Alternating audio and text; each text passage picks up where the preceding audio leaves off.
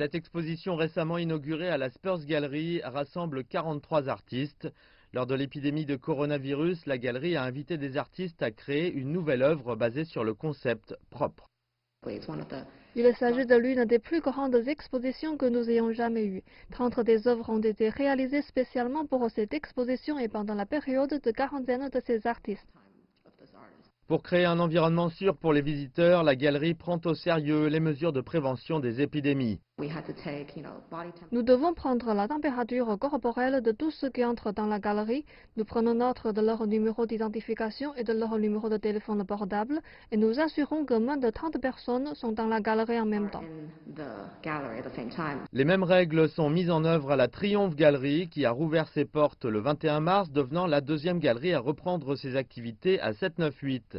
Les visiteurs doivent réserver en ligne un jour à l'avance. Le propriétaire de la galerie a affirmé que la pandémie avait créé de nombreux obstacles pour l'industrie. L'expérience est très importante dans notre industrie. Beaucoup de nos clients ont besoin d'admirer des œuvres d'art en personne. Nous avons annulé toutes nos activités au cours du premier trimestre de l'année en raison du coronavirus. C'est un gros choc pour notre entreprise. Autrefois un ensemble d'usines, 798 est aujourd'hui le quartier artistique le plus célèbre de Beijing. Il est devenu un point de repère et un lieu de rassemblement pour les jeunes qui aiment l'art et la culture pop. À la lumière de l'amélioration de la situation en Chine, la plupart des galeries choisissent de rouvrir au public.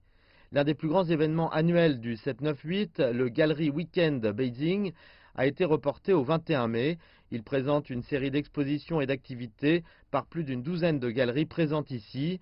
La plupart des expositions réfléchiront à la situation actuelle dans l'espoir que l'art puisse remonter le moral des gens.